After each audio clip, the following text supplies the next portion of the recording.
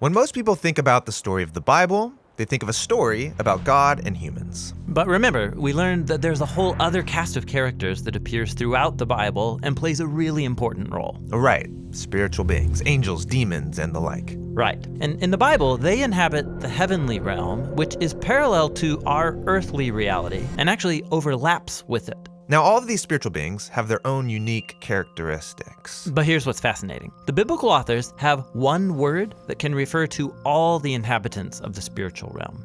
In Old Testament Hebrew, the word is Elohim, and in New Testament Greek, it's theos. But here's the thing. This word gets translated in lots of different ways depending on which being is referred to. Angels, gods with a lowercase g, or even God with a capital G. Wait, so one word can refer to any of these beings? Yeah.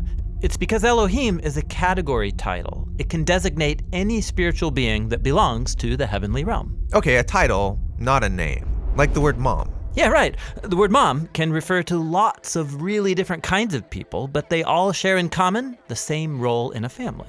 And then let's say a group of brothers and sisters are talking, and one says, hey, it's mom's birthday. They're using the title like it's a name. But it would be clear that they're referring not to any mom, but their mom. Yes, and the same goes for the biblical authors. They called their God Yahweh, which is the name revealed to Moses, but they also sometimes refer to him with the category title Elohim, using it like a name, because they all know who they're referring to. Okay, but don't the biblical authors think that Yahweh's in a class of his own, not like any other? They do, which is why they say things like Yahweh is the Elohim of Elohim. That is, the chief Elohim among all the others.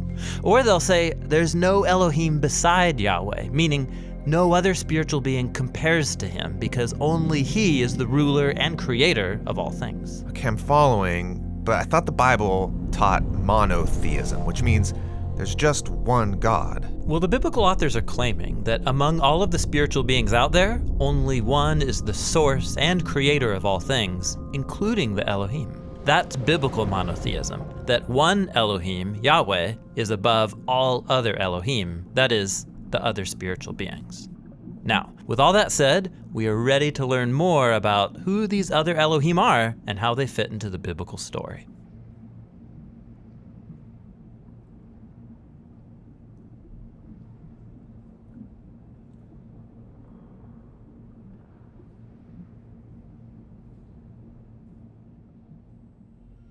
You just watched a video on Elohim. That is, spiritual beings. Now there's one fascinating group of Elohim given many titles in the Bible. The host of heaven, the sons of God, or even the divine council. And that's who we're going to look at next.